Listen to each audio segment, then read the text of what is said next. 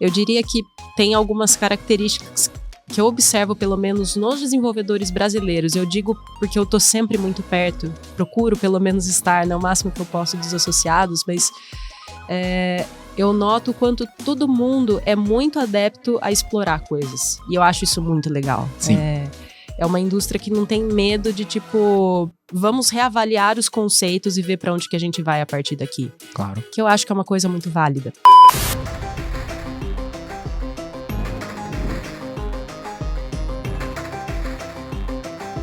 Bem-vindos ao Chips Podcast. Hoje eu tenho comigo alguém que eu adoro, que eu sou muito fã, que eu encontro em todos os eventos, que é a Patrícia Sato. Ela já foi game designer, produtora do Big Festival, hoje Gamescom Latam, e hoje ela tem uma posição tão complicada, tão complexa, que eu tentei essa entrada 20 vezes e não consegui, e vou passar pra ela. Paty, me diz qual é a tua posição hoje no Projeto Brasil Games, que eu não consegui dizer de jeito nenhum. Não tem problema, todo mundo engasga também com isso. Eu sou gerente do Projeto Setorial de Exportação Brasil Games, que é uma parceria entre a Abra Games e a Apex Brasil. Paty, vamos começar pelo princípio, que eu acho que é uma coisa muito legal. Afinal de contas, hoje tem um cargo muito, muito interessante. Mas vamos começar por onde as coisas realmente se iniciam no mercado de jogos, que é por onde a Paty começou. Como que a Paty iniciou o projeto dela? Qual é a tua relação com os games? Puxa, você quer a história longa ou você quer a versão mais profissional? A gente tem bastante tempo, fica à vontade. Porque é uma relação de longo prazo que eu tenho com games. Eu acho que eu sempre fui uma criança nerd. Eu até estou cunhando um termo, os polinerds. Polinerds. É você que gosta de um pouquinho de tudo, sabe? Que sim. Tem um poliamor nerdico. Um poliamor nerdico, exato, sabe? Você não tem... ou então um pan-nerd, talvez, sabe? Olha Você só. não faz a distinção, né? Justo. De todas as coisas que você gosta. Mas, enfim, eu tenho um carinho especial por games. Minha família é uma família mais simples, né? Lógico, mas assim, eu sempre gostei muito, pra falar a verdade, de jogos de tabuleiro. Eu jogava muito com a minha mãe. Ó. E, na verdade, o kickstart de tudo na minha trilha de games, enquanto profissional, vem da minha mãe. Porque... Não sabia disso. Explique melhor. Então, porque enquanto vários pais escutam dos filhos... Ah, pai, queria trabalhar com jogo, tal. E, filho, jogo é coisa de vagabundo, né? A minha mãe, não.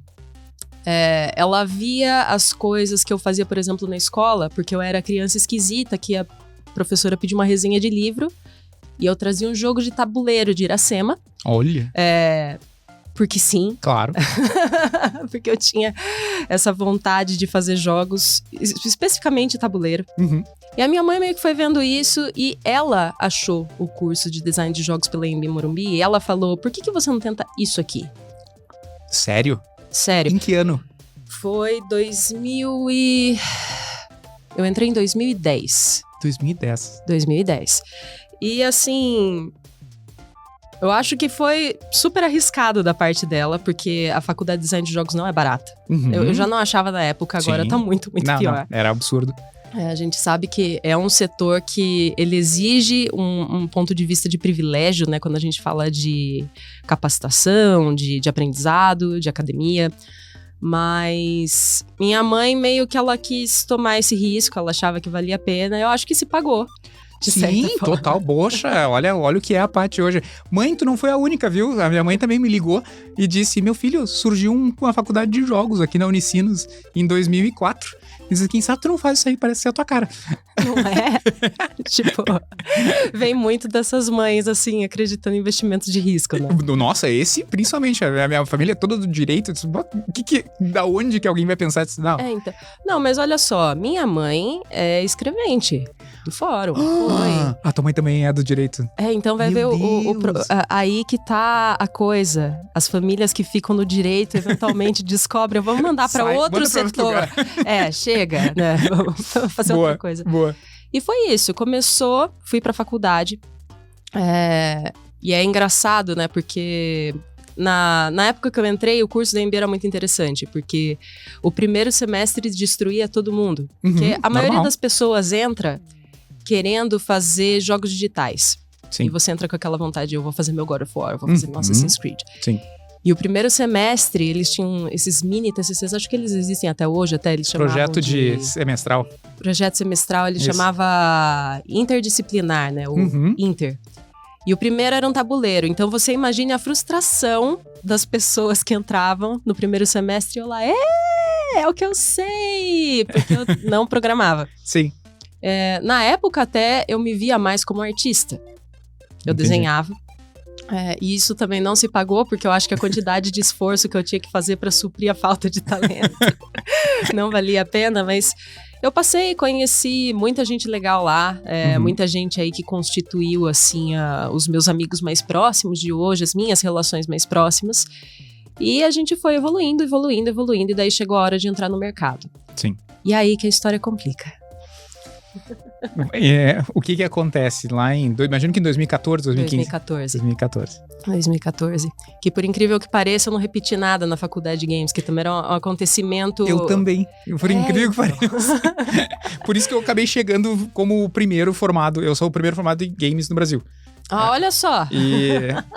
E muito por isso, até porque eu fiz o trabalho de conclusão junto com o último semestre. Né? E todo mundo fez o último semestre e depois fez o trabalho de conclusão. Então o pessoal que se formou. Mas teve a mesma situação, entraram quase 50 pessoas e já no primeiro semestre já o pessoal As já pessoas reduziu. desistem e é mais difícil do que parece. E é frustrante. Sim. É frustrante e, assim, muitas vezes, por exemplo, o próprio curso da AMB, e assim, sem jogar shade, né, no curso, mas Claro. assim, é aquela coisa... Tem muitas disciplinas. Então, por exemplo, se você vai entrando pensando assim, eu vou ser um artista, só que você vai ter semestres de programação. Sim. Você pode ficar todos. muito frustrado. Sim. É por isso que eu acho que, assim, foi meio que aconteceu comigo. Porque no meu processo de me encontrar como produtora, eu percebo que essa foi uma das minhas experiências formadoras. Porque eu vi um pouquinho de tudo. Exato. E as dificuldades que cada tipo de pessoa especializada numa disciplina específica vai ter. Então, meio que acabou sendo uma experiência formativa, mas quando eu me formei, eu percebi que não era tudo, assim, tão mágico quanto eu achei que ia ser na faculdade. Porque é lógico que não vai ser. A gente sempre é feliz e não sabia. Explique. Porque você tá na escola, aí você entra na faculdade e você fala, nossa, eu era feliz e não sabia. Aí você vai super bem na faculdade, aí você vai procurar emprego. Nossa, eu era feliz e não sabia. Nossa, eu era o melhor da sala, agora eu não sou ninguém. E foi muito difícil, porque até para arrumar estágio era difícil. Eu lembro que para eu fechar estágio na faculdade foi muito, muito, muito complicado. Eu acabei indo meio para uma área de design do que design de games para poder completar o estágio que era obrigatório. Sim. Que não é o ideal, mas fomos. Aprendi um bocado de coisa também, aprendi um pouco da área musical também. Uma amiga muito querida minha, Rita Ferreira, ela que me deu uma mão nisso, me colocou pra ajudar ela na agência de audiovisual dela. Então aprendi um bocado de coisa. E aí, beleza, vou trabalhar com games, comecei a procurar. E eu passei por várias entrevistas, fiz vários freelas de arte, fiz um pouquinho de programação aqui e ali, ajudei com concept, fiz um monte de coisa. Eventualmente, eu cheguei numa empresa que acho que é bem válido citar. Eu fiquei lá só 3 meses, porque, como eu disse, era muito difícil o setor na época. Sim. Mas também me ensinou muitas coisas. E era uma empresa que fazia jogos de tabuleiro para outras empresas. Olha. Então, jogos de treinamento. Sim. E foi muito bacana, uma empresa chamada Inovação. Faz tempo que eu não falo com eles, né? Espero que estejam bem. Mas foi muito bacana, assim. Eu aprendi várias coisas lá a respeito de um outro espectro de jogo que eu tinha ouvido falar bem pouco na faculdade, né? Sim. E aí fizemos jogo para Von, foi jogo para Siemens, que é um caso bem interessante também. E eu fiquei lá um tempinho, não deu um fit muito certo. Eu era muito crua como profissional também, e como normal. pessoa, né? Sim. Faz parte. Acabei saindo e eu tava bem frustrada com a situação da indústria. Eu tava pensando, acho que realmente, assim, não é algo tão frutífero. Sim. Né? E aí que entra a história do Big. Porque eu fiquei daí um tempo, fiz várias coisas, né? Eu também dei será que eu vou fazer biologia? Que era o plano inicial. Eu ia fazer biologia de faculdade. Eu pensei, será que eu vou fazer isso e perco mais alguns anos fazendo biologia? Não. Aí eu lembro, em algum momento eu fiz um curso de gestão de bares e restaurantes, então eu já fui para uma terceira vertente. Porque... Que específico, gestão de bares e restaurantes. Não é gestão, não é administração, é bares e restaurantes. Porque alguma coisa que a gente falou, assim, vamos abrir um café, eu com a minha mãe. Você vê, investimento de risco. É só comigo que ela faz isso, com o resto ela é super conservadora, é um amor. Sim. Mas, mãe, sendo mãe. Aí eu fui, fiz isso e tipo... Mas eu não tinha esquecido os jogos ainda. Sim. Então eu tava sempre de olho. Uhum. E nisso, um ex-namorado foi e falou: eu trabalho na Bra Games. E eles estão procurando alguém pra fazer um job dentro do Big Festival. Que eu já conhecia, né? De outros carnavais, de ter participado. Só pra constar e contextualizar, a Abra Games é a Associação Brasileira de Jogos, onde ficam todas as empresas, elas são aglutinadas ali. E pra mim ela foi muito relevante, porque ela tinha um site e foi através da Abra Games que eu consegui me mudar de Porto Alegre pra São Paulo. Eu mandei currículo pra todas as empresas que tinham na Abra Games de São Paulo. Então... seguindo, tu foste pro Big. Fui pro Big. E a gente pode falar mais sobre a Bra Games, porque eu acho que vale esse contexto quando a gente fala de, tipo, todas as empresas, né? Mas a gente chega lá ainda, vamos voltar pra linha do tempo. Enfim, ele me falou que tinha esse cargo no Big Festival. Uhum.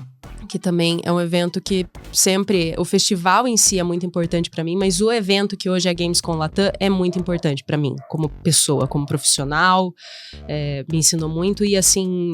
Era um cargo pra uma coisa diferente. Uhum. Tanto que ele nem sabia me explicar direito o que é. É um negócio aí que eles vão fazer de agendamento de reunião, sei lá, um negócio chamado B2B, sei lá. E eu fiquei... um software aí que eles vão fazer. É um bagulho, assim, sabe? Tipo um Tinder aí de... Um Tinder de empresa. Não, na época não era Tinder, mas assim... Não tinha inventado o Tinder. Eu lembro que ele falou assim, é tipo uma rede social, assim, Facebook, não sei lá, tipo, você marca as reuniões... Tá, sei lá, mas vamos ver, né? Aí eu fui. O escritório na Bra Games, na época a Bra Games tinha um escritório físico, né? Que era lá na Paulista, eu fui e encontrei. Foi aí que eu conheci uma pessoa que também é muito importante pra mim, que é a Eliana Russi. Amo ela.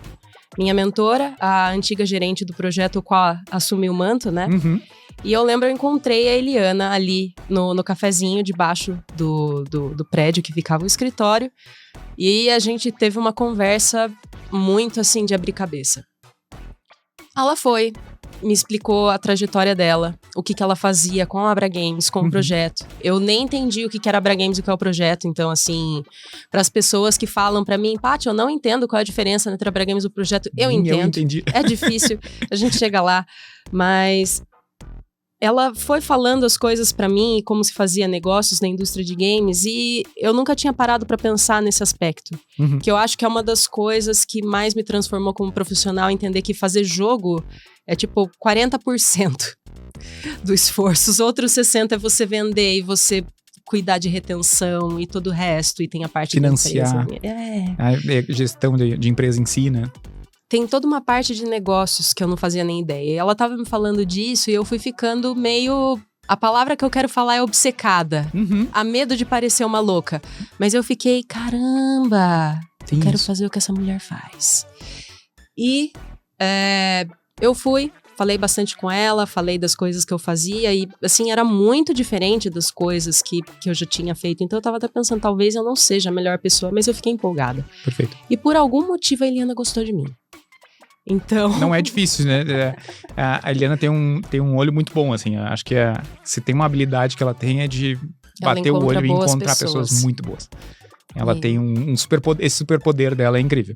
A equipe hoje que a gente tem na Abra é muitas pessoas que foram chegando por conta da Eliana. Sim. Então é legal que a gente tenha um time conciso e, em parte, muito trabalho dela. Uhum. E eu sou muito grata, porque ela abriu essa porta pra mim e eu entrei pra ser a pessoa que ia ser assistente das rodadas de negócios. Sim. E isso estava acontecendo porque foi o ano, era 2016 nesse ponto, que eles iam começar a usar uma ferramenta de matchmaking. Sim. Que era algo novo. Até então, eles faziam do jeito que todos os projetos setoriais faziam, porque, em geral, os projetos setoriais apoiam rodadas de negócio dentro do país. É um tipo de ação que a gente chama de projeto comprador. É você trazer as pessoas de fora para o Brasil para promover a exportação do país, né? E isso tudo era feito no papel. Então, você mandava e-mail para vários empresários de fora, mandava uma lista de empresas brasileiras e falava com quem você quer se encontrar. Anotava, marcava e ia distribuindo as coisas. Sim. E foi criada uma ferramenta. E eu entrei meio que para ajudar a administrar isso, entender, ajudar a desenvolver junto também, foi uma coisa que eu acabei fazendo ao longo dos anos. Nisso também eu acabei me envolvendo um pouco no processo de curadoria, porque eles também não tinham curadores suficientes na época, o festival era muito pequeno, a gente vê o tamanho que é hoje, fica impressionado, claro. acha incrível. Mas eu vi quando tudo era mato, tá? Eu sei. Quando o festival era desse tamanho aqui, lá no Centro Cultural Vergueiro, que era gostoso também. Eu vou falar que eu não tenho uma nostalgia, era legal. Que as pessoas queimavam camisas e faziam eventos paralelos em protesto. Super, aconteceu bastante, né? Mas, bom, tudo isso faz parte de dores do crescimento, né? Claro. Tudo a gente fala assim, né? A gente vai encontrando novas formas, né? Mas eu entrei nesse contexto para, de fato, a indústria de games. Eu digo, para mim, esse é o momento que eu comecei a entender o que é a indústria de games, não só fazer jogos. Aí eu fui, ajudei nessa edição, fiz um monte de coisa, fiquei amiga de um monte de gente, acabei querendo me envolver com tudo, porque todo mundo lá era muito legal, tanto as pessoas da Abra Games quanto do Big. E gostei demais.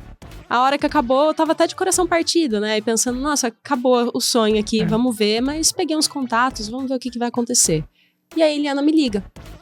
E ela pega e fala assim pra mim, eu tô precisando de uma produtora pra me ajudar aqui no dia a dia da Abra, eu faço os eventos internacionais e tal. Você não quer entrar, testar? Vamos. Bora. Tudo bem, bora. Vamos lá. E daí começou minha jornada da Abra Games, em agosto de 2016, logo depois do evento. Aí, de fato, assim, abriu minha cabeça para muitas coisas. Eu nunca tinha viajado para fora do país, até então. Viajei com a Eliana para ir para Game Connection Europe. Tá. Então... Em Paris? Em Paris. E um evento super legal, muito bacana. Pô, ela simplesmente começou o primeiro evento internacional pra Paris, um pouco chique, né? Junto com a Paris Game Show, Paris Game Week. Foi lá a minha primeira viagem. Fiquei muito amiga da Eliana naquela viagem, ela me ensinou muita coisa. Voltamos, começamos a fazer mais coisas. Aí foi, né, GDC... mais Big Festival, que de longe é um evento que me ensina muito o tempo todo. Mais um ano de Vergueiro. Mais um ano de Vergueiro. Eu acho que foram... Foi 15, 16, 17, 18 Vergueiro. E daí Clube Homes. Clube Homes 19. Clube Homes com Tênis Clube Paulista. Acho que uma das decisões mais controversas. Tênis Clube Paulista em 18. Que em 18, do Centro Cultural e... Não, é verdade, foi isso mesmo. Uma das decisões mais controversas que a gente fez de colocar num prédio completamente separado a rodada de negócios. O ambiente era lindo. Maravilhoso. Foi um ano que a Apex colocou muito investimento, porque a ideia era fazer uma rodada de economia criativa, não só de games, né? Sim. E foi bacana, mas nossa, o traslado de um lado pro outro. Puxado. Dava pra fazer a pé. Dava pra fazer a pé, mas, né? Era uma caminhadinha. Uma caminhadinha, uma subidinha. Então. O pessoal nerd que não faz exercício. E depois da quarta ida e vinda, você já começa a ficar com um pouquinho de raiva. Você começa a questionar a sua vida, as suas decisões. Por que eu tô no mercado de games? Eu lembro de um momento, a gente andando de lá pra cá, acho que eu com a Eliana, a gente... Por que a gente pegou esse prédio mesmo? Pensando, né? E meio que a gente foi passando por essas evoluções. A gente acompanha o evento já de perto há muito tempo, então é legal ver essa evolução, mas assim, eu acho que os meus aprendizados com games vão meio que andando junto com isso, porque foi meio de ficar encantada de perceber que existia toda uma questão de negócios dentro da indústria que eu não fazia ideia. Para perceber modelos muito diferentes dependendo das empresas, porque no meio de tudo isso tem também eu me envolvendo com cada um dos associados da Abra Games. Claro. Gostando de vários deles, fazendo muita pergunta imbecil para muita gente. Não existe. Para você que tá assistindo nesse exato instante, não existe pergunta imbecil. Imbecil é não perguntar, porque daí tu não vai ficar sabendo, né? Isso é verdade. E aos poucos, assim, percebendo quanto as coisas são muito complexas. E eu falo isso como elogio. As coisas são complexas em games, o que torna tudo muito interessante. Sim. E aos poucos, vendo a indústria ficar muito complicada também. É uma coisa que, assim, a gente percebe muito todo ano, porque todo ano a gente pega e vai falar, por exemplo... Você viu o que tá acontecendo com IA? Sabe? E antes disso foi cripto e metaverso, e a gente sempre entra numa discussão nova. E eu acho que as pessoas de games são muito interessantes nesse ponto, porque a gente gosta muito de debater sobre as coisas. O que a gente pode acabar perdendo tempo às vezes, mas eu acho muito válido. E muitas vezes a gente tá muito na vanguarda, né? Eu trabalhei com o DK, o kit de desenvolvimento da Oculus, em 2014, 13, eu acho, uma coisa assim. E ele se tornou, de fato, assim, algo mais corriqueiro, ali 23, 24, com a Apple entrando no mercado. Então, são coisas que a gente... Tem coisas que tu viste em evento, na Game Developers Conference, na GDC, aquelas hastes mentais. Né? Tem um monte de coisa que a gente vê que diz, caramba, isso aqui vai ser o futuro. E desaparece, né? E depois volta... leva e volta de outras formas. Geralmente tem alguém de games envolvido. É muito engraçado isso, mas eu diria que tem algumas características que eu observo, pelo menos nos desenvolvedores brasileiros. Eu digo porque eu tô sempre muito perto, procuro pelo menos estar no máximo que eu posso dos associados, mas... eu noto o quanto todo mundo é muito adepto a explorar coisas. E eu acho isso muito legal. Sim. É uma indústria que não tem medo de, tipo, vamos reavaliar os conceitos e ver pra onde que a gente vai a partir daqui. Claro. Que eu acho que é uma coisa muito válida. Então, foi mais ou menos essa trajetória que me levou aí um crescimento de profissional na indústria. Sim. Até o momento que estamos hoje. Legal que tu disseste isso da questão da indústria, da gente avaliar. Coincidentemente, eu dei uma palestra há pouco tempo atrás comentando justamente isso, que as pessoas não tenham o medo de que tudo já foi criado, né? Porque a sensação, às vezes, quando sai na faculdade, diz, putz, se eu tivesse feito a faculdade... Poxa, eu saí em 2014 de lá e já inventaram o smartphone, já inventaram o celular, e agora eu não tenho mais... É difícil de entrar no mercado, é difícil de conseguir fazer uma coisa que nada vai surgir. E logo depois surgiram N coisas que tu viste ser criado do zero, entende? Pois Tipo, não existia o mercado cripto agora com jogos Web3 e tudo mais. É uma coisa já velha, mas, poxa, isso foi criado. Então, por isso que a gente acha que o pessoal se dá o direito de testar, porque às vezes tu tá pegando uma nova onda. As empresas consolidadas que trabalham com VR hoje, que trabalham com console, que trabalham com celular, elas já estão consolidadas nessa área e elas não vão testar o outro lado. Cabe ao indie que saiu da faculdade testar esses novos e achar um novo mercado para ele se tornar a referência no futuro daquela vertente. Então eu acho isso muito legal, eu acho super interessante que sempre vai ter alguma coisa nova. Vai ter alguém de games que vai fazer um jogo totalmente focado em IA, não sei o que lá, e aquilo ali eles vão ser a referência de jogo de IA por algum tempo, entende? De repente vai ter alguma outra empresa que vai ser referência da próxima jornada e é muito legal na tua função que tu vê todas as empresas desde a criação. Penso assim, pelo menos em 3 empresas que tu viu serem criadas e hoje serem o pilar daquela vertente de jogos, né? Então... Eu tenho alguns casos assim, embora que, assim, tem várias historinhas especiais dentro da Bra Games. Inclusive, eu vou te dar várias sugestões de pessoas para você conversar depois, mas é bacana isso, porque eu vi muita coisa muito interessante surgir de gente que era muito indie. Muito, assim, eu vim de Pindamonhangaba, mas eu tô fazendo isso aqui e era legal pra caramba. Sim. Porque eu acho que vem muito...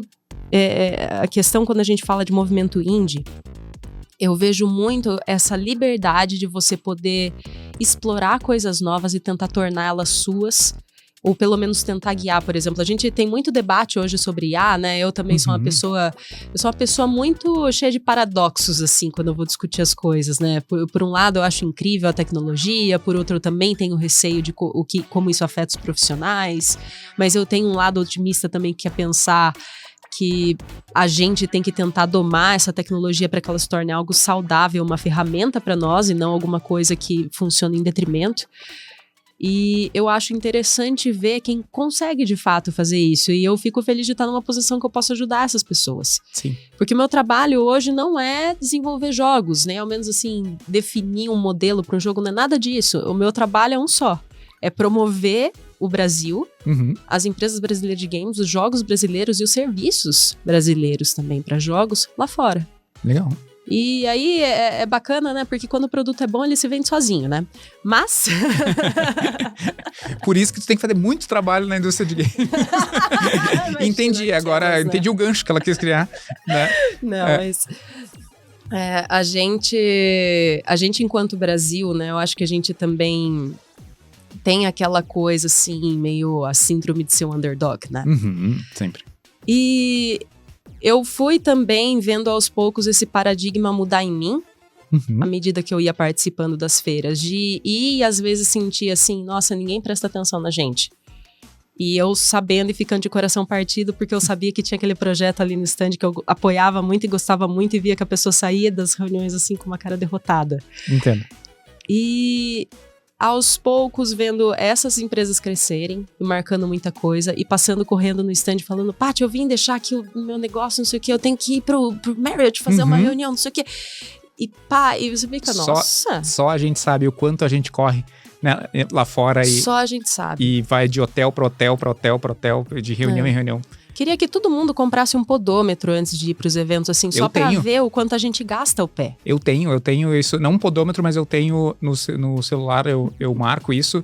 E na última, na Alemanha, eu fiz 15 quilômetros. Nossa. Em um dia.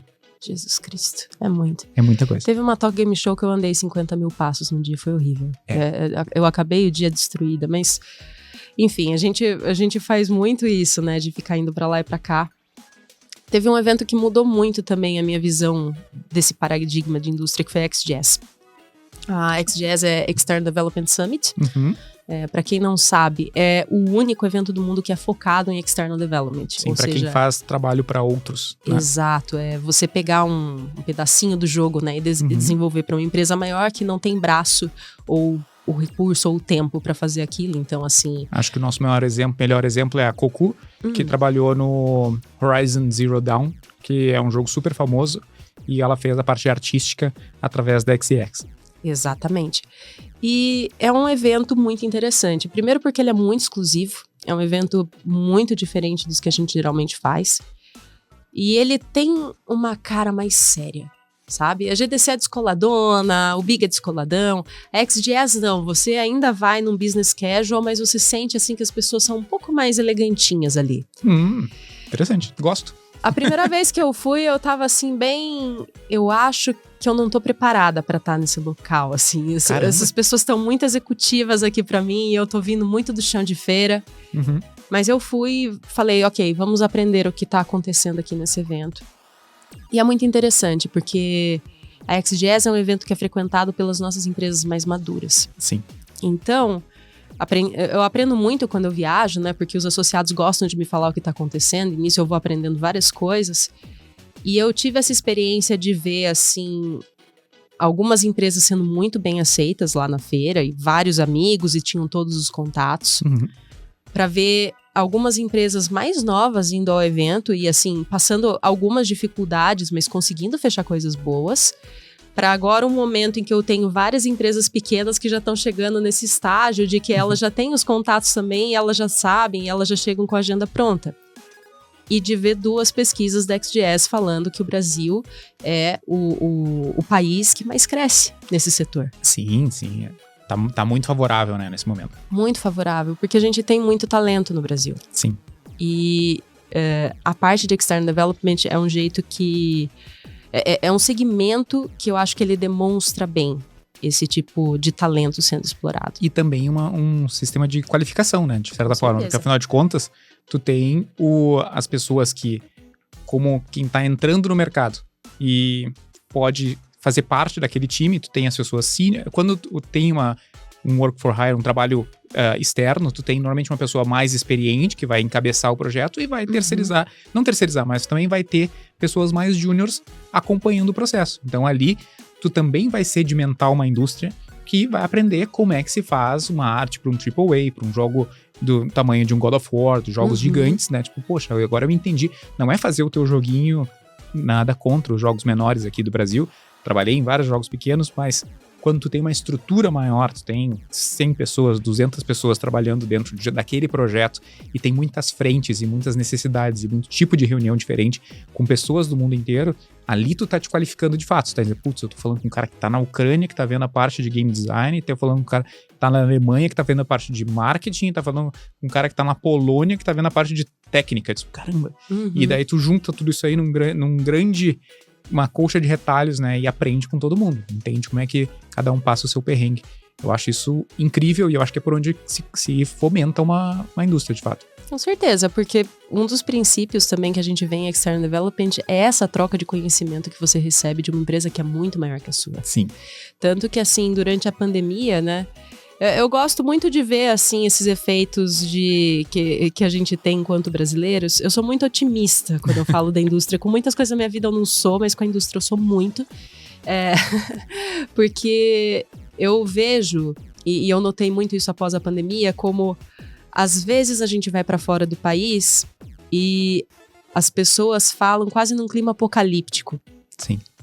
E é uma coisa que eu pessoalmente não senti na indústria de games, porque apesar de estar difícil pra todo mundo, a gente que é brasileiro, acho que a gente tem muito aquela coisa assim, a gente toma porrada, mas a gente continua seguindo. E é aquele, né, o brasileiro sobrevive. Então, na pandemia, o que eu vi? Várias das empresas associadas da Bra Games que faziam só IP própria, só a propriedade intelectual própria, começaram a ir para External Development, porque as grandes tinham perdido seus braços. Sim. E elas estavam procurando uma forma de sobreviver, ganharam dinheiro com isso, acabou a pandemia e agora elas estão financiando os próprios projetos com o dinheiro que elas fizeram de External Development. E nisso desenvolveram uma skill nova, um meio de negociação novo, novos clientes.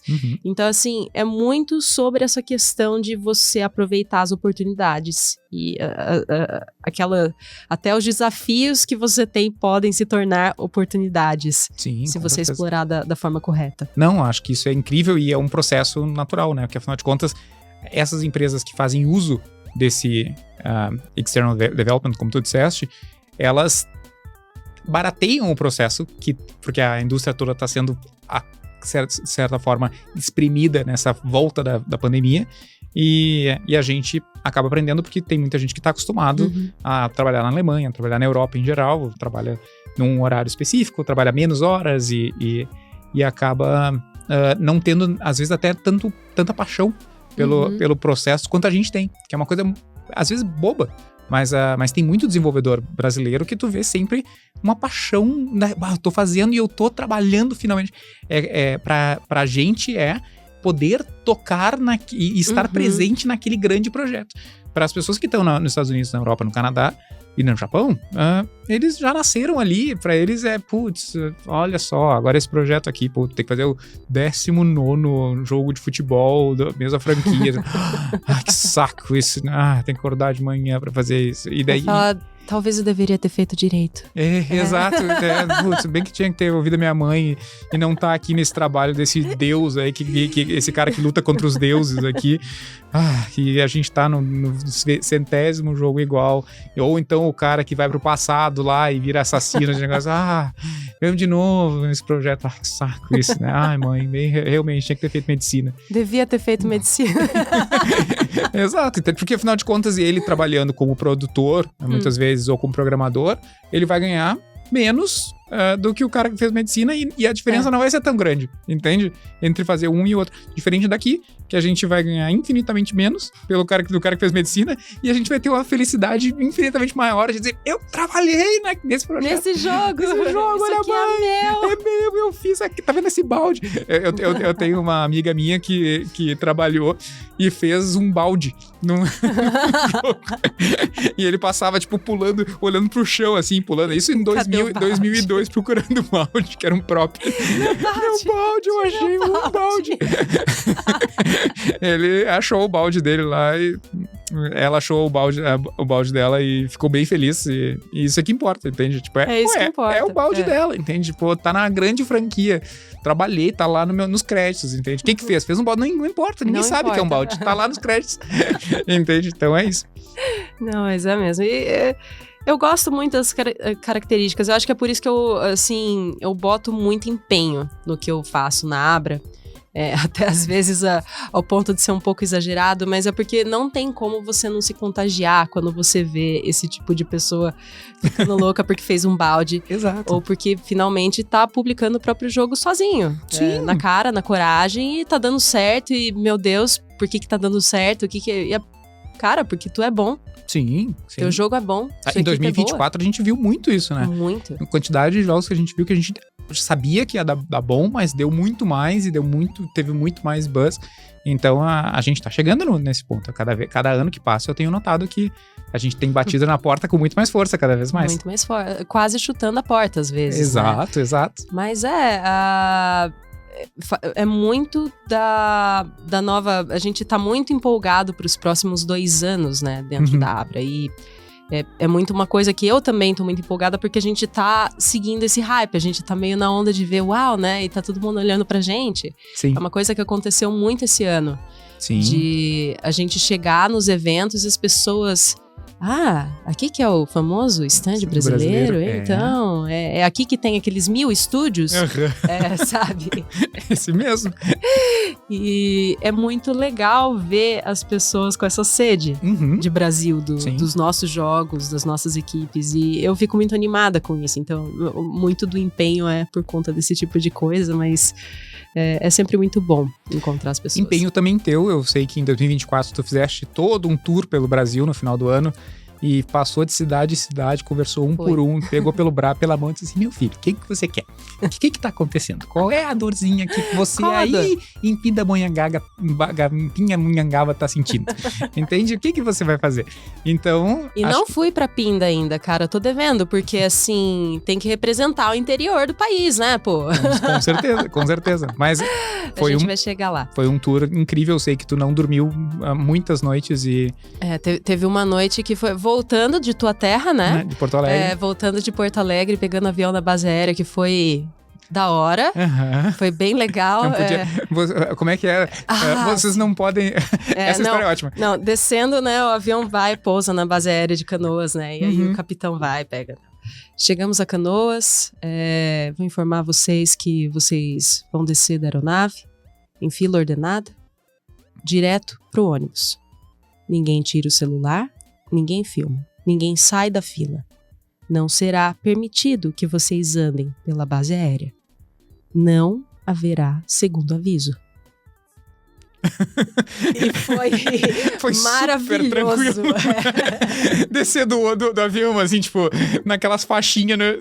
Tem que ficar dentro da faixinha, senão ficar... Eu encarei como experiência, porque a gente desceu e tava todo mundo de boa. Eu falei, acho que o piloto só faz isso de zoeira, sabe? Só pra causar. Acho que ele também curte pousar na base aérea. Não, mas... Eu tinha um amigo meu que pousou na base aérea, ele achou que também era zoeira. Infelizmente não tá mais entre nós, virou camisa de saudade. Mas... Isso. Mas enfim, vamos voltar ao assunto, a parte divertida, a parte feliz. Enfim, fizemos um roadshow nacional. E esse roadshow especificamente é uma coisa do projeto para qual eu trabalho, né? É importante quando a gente fala, né? Existe a Abra Games, existe o projeto setorial de exportação Brasil Games, nome comprido. Mas a gente também chama só de projeto Brasil Games ou só de Brasil Games. De vez em quando eu falo PS, deixo todo mundo confuso, porque também é o meu nome, né? Patrícia Sato. E não é um PS, tipo, só para constar, né? Só para constar, não é um PS. PS é projeto setorial, né? A gente costuma falar muito isso ali com o pessoal da PEX, mas assim, a Abra Games é a associação, então ela é uma entidade, né, advoga pelas empresas de games e advoga por todas as empresas de games do Brasil, apesar de que nem todas estão associadas. Justo. Afinal, muitos dos 1000 estúdios que a gente tem no Brasil, muitos não são empresas. Para você fazer parte da Abra Games e ser um associado, você precisa ser uma empresa. Sim. Até porque senão acaba que não tem muito propósito, né? Você que é um estúdio muito pequeno, não é a hora ainda de você começar a botar a máscara no rosto dos outros, né? Você primeiro tem que cuidar de si antes de você entrar numa associação e começar a querer brigar pelos direitos da indústria, embora eu respeito muito quem tem esse socioativismo embutido em si desde o princípio. E o projeto setorial Brasil Games é uma outra coisa. Então, é assim, aquilo, né? O nome já fala, é um projeto, é uma série de ações. E ele é feito entre uma entidade e a Apex Brasil, que é a Agência Nacional de Exportação e Investimentos. Então, basicamente, a Apex é financiadora dos projetos setoriais, explicando assim de maneira bem simples. Eles entram com recursos públicos, fazem um convênio com entidades setoriais e tem de tudo, assim, tem o projeto de pedras, tem o projeto de sapato, tem o projeto de feijão e pulses. Aí tem toda a galera do audiovisual, que eles já são os estranhos na Apex, porque a Apex nasceu, né, para exportação de produto. Sim. E aí tem games, entendeu? E Agora tem games. a criança mais esquisita da sala, ali no cantinho, causando de vez em quando, enfim, umas tecnologias. Ninguém entende bem se é cultura ou se é tecnologia, o que é. A verdade é que é tudo, a gente, né? A gente tá bem aceita envolvido. todos. Aceitamos a todos. E se firma esse convênio com a entidade, e a entidade vai administrando esse recurso em ações que são estruturadas, planejadas, pensadas, definidas com base em muita pesquisa, com o objetivo de promover a exportação no Brasil. Então, tudo isso para falar, a gente está aqui para ajudar as empresas brasileiras a aparecerem lá fora e provavelmente ganhar em dólar e ficar muito ricas e muito felizes e muito bem. Mas são convênios de 2 anos. Então, a cada 2 anos, a gente repensa o plano, vê o que está faltando, para onde que a gente vai nos próximos 2 anos, faz um planejamento estratégico, monta uma série de ações, passa para a Apex, aprova e inicia um novo ciclo. Perfeito. Neste ano, porque a gestão atual da Bra Games é muito voltada para ter uma comunicação maior com todos os estados, afinal a Bra Games na verdade tem pouquinho braço, nossa equipe é bem pequena para quem cuida de tanta gente, a gente queria fazer uma ação de escuta. Porque o novo projeto setorial tem muitas inovações, as quais a gente ainda não pode falar, porque ele ainda está tramitando ali para assinatura, mas muito em breve a gente tem muitas coisas para anunciar. Mas a gente queria fazer uma ação de escuta nos estados. Então, a gente começou com 3, né? A gente tinha pouco tempo para fazer isso, porque foi entre a XGS, né, no começo de setembro e a Tokyo Game Show no final de setembro. Então, a gente elencou 3 capitais em que a gente já tinha alguma presença, em que a gente também conseguiu organizar as datas, porque é difícil você mobilizar também a associação estadual para que as pessoas possam participar. E a gente organizou a visita a 3 cidades, então foi Porto Alegre, Brasília e Fortaleza.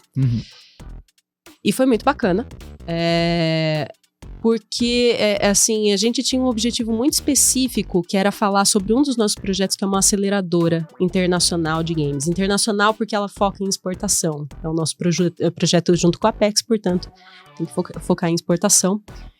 E é muito bacana, porque apesar do meu dia a dia com as empresas, eu tinha ideia que os debates iam ser diferentes, mas é muito engraçado como do sul ao norte do país a gente discutiu coisas completamente diferentes na mesa. Não que a gente tenha discordâncias entre si, mas assim, cada região tem preocupações muito específicas e muito para contribuir. Então, apesar do cansaço, apesar de descer na base aérea de madrugada e todas as coisas, e ir para Tokyo Game Show 2 dias depois, foi uma experiência muito legal. E é uma coisa que eu até gostaria de fazer mais. A gente tem planos de fazer isso mais com a Bra Games. Inclusive para estados e cidades assim que a gente sabe que estão se formando polos, mas que não necessariamente estão tão envolvidos, exatamente porque é ali que a ação de escuta acaba sendo mais eficiente, né? A gente tem que ver quem já não tem o acesso, de repente não tem o meu e-mail, o meu telefone para me ligar e fazer a demanda, ir até lá e pedir para que a gente seja demandado, né? Então, o Roadshow foi muito com esse objetivo. Legal, legal. E agora, indo já encaminhando a nossa conversa, como que tu vê agora essa nova fase de Big que tu viu desde se tornando Gamescom Latam, e como que é o teu trabalho hoje, assim, no dia a dia? Eu fui produtora, a gente pode dividir assim, apesar de que quando era Big, né, a gente era muito próximo, porque aquilo, Big nasceu muito, era uma famíliazinha ali, a nossa equipe. Outro evento que tinha pouquíssimos bracinhos ali, né, Sim. e foi uma construção que a gente, como a Abra Games, sempre apoiou. Eu mencionei brevemente, né? A gente colocou o nosso projeto comprador lá dentro, que é o negócio de você trazer os empresários estrangeiros para o Brasil para uma rodada de negócios. Então, Sim. ao contrário do que a gente faria numa GDC, numa XGS. Então, é um evento que para nós sempre foi muito importante, sempre foi muito parceiro. E agora, né, é quase assim, pra mim que vi lá no Centro Cultural, passar por várias coisas, vários altos e baixos, vários momentos, assim, de novela, assim, que a gente teve, várias crises. É gostoso, ao mesmo tempo que é um pouquinho doloroso ver essa mudança. Eu imagino que aquela coisa, eu tô com a síndrome do ninho vazio. Não tenho filhos, mas é a única coisa que eu imagino que dá pra comparar, porque existe uma nostalgia daquilo que era o eventinho pequeno do Centro Cultural. E eu acho que isso não se perde. Eu diria que, pelo que eu sei da equipe do festival, ainda tem muito dessa energia lá. Sim. Não, eu sou muito feliz do que está sendo feito lá e de como está, especialmente parte de negócios, que é onde eu tô um pouco mais envolvido. Então, eu sou muito feliz do que a gente tem conseguido. Pensa que lá. você tá carregando o meu legado. De certa forma. De certa forma.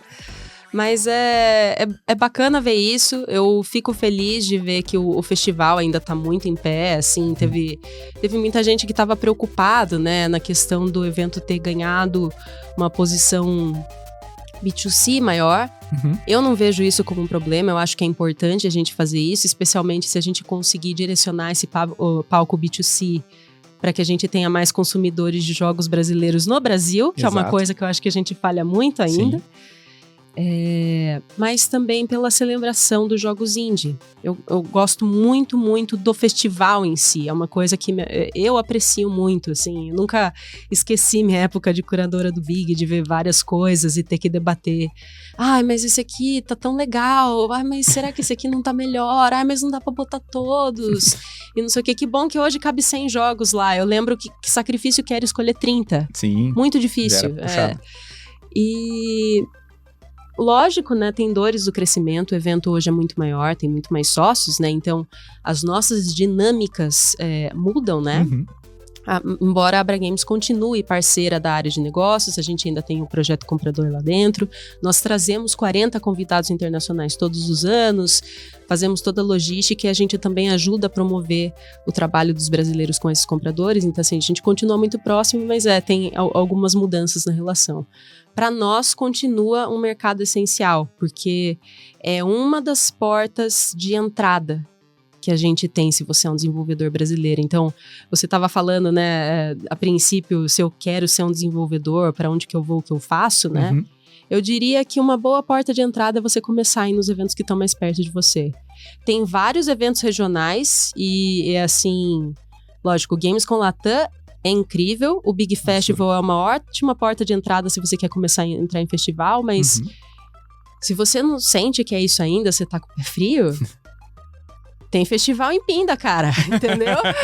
Então, vai lá, vai na Campus Party, vai na CB Games, se ele estiver perto da sua região naquele ano, assim. Sim. Vá na coisa mais próxima que você tem e vai conhecer pessoas.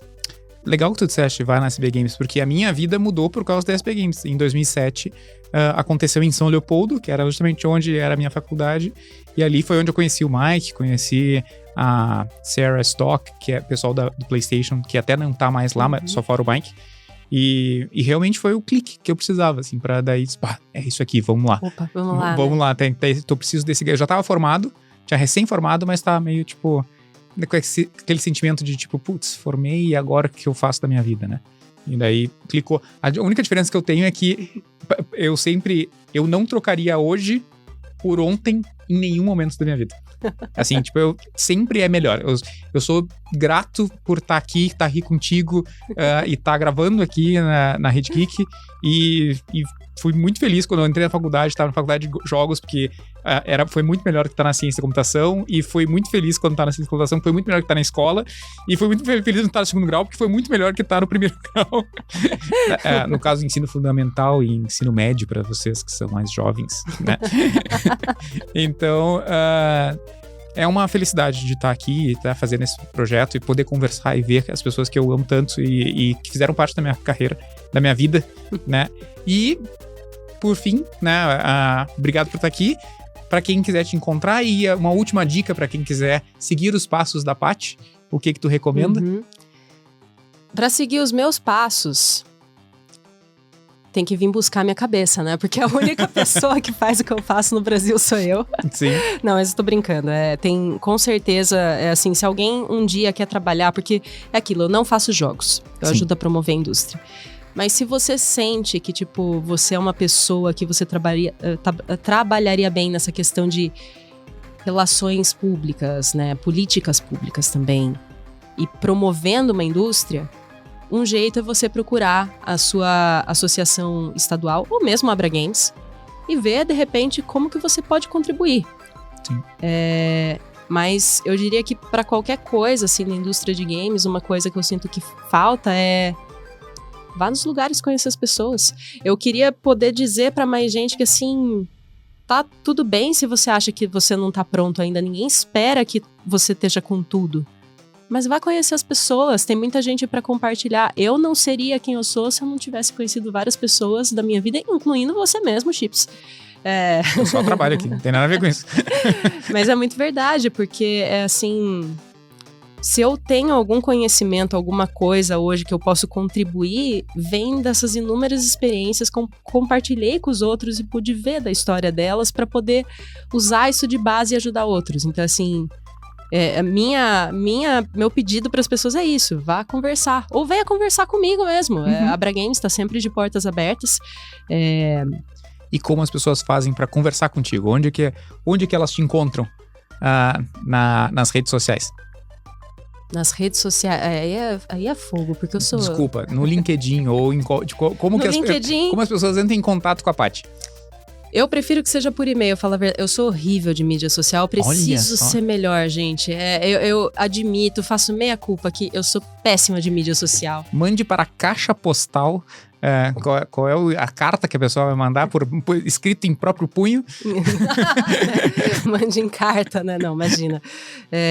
A gente tem o contato@abragames.org, é um e-mail que todos nós recebemos lá na Abra. Não é uma equipe enorme, assim, não é 100 pessoas que vai receber o seu e-mail, são tipo umas 10. Mas todos nós lemos com carinho as coisas, então assim... Para quem tá perdido na indústria, quer saber um pouco mais, ou quer saber mais sobre a Abra Games, o trabalho que a gente faz, ou de repente como eu posso contribuir com esse trabalho, ou de repente como funciona o projeto setorial e que benefícios isso pode trazer para nossa empresa, pode vir entrar em contato comigo, em especial. Nesse caso, tu tá colocando a Abra Games acima da Paty. A minha curiosidade era como eu faço para entrar em contato com a Paty. Tipo assim, eu quero trocar uma ideia com a Paty e dizer: Paty, te assisti no programa do Chips e queria muito conversar, trocar uma ideia, mandar uma mensagem ou trocar e-mails. Eu acho que a coisa que eu mais uso hoje é Instagram, então pode ser Instagram. Então tá bom. Então, Patrícia.y.sato. Patrícia.y.sato. Patrícia.y.sato. Pô, perfeito. Então, agora vocês já sabem como encontrar a Paty na internet, no mundo digital das redes sociais, através do Instagram. E eu agradeço imensamente pela sua audiência, agradeço a Paty por estar aqui comigo. Foi um ótimo papo que a gente trocou, espero que a gente possa se encontrar em N eventos no mundo inteiro. Muito legal saber que tu rodou o mundo inteiro, a gente se encontra por aí. E eu encontro você no próximo Chips Podcast. Um abraço.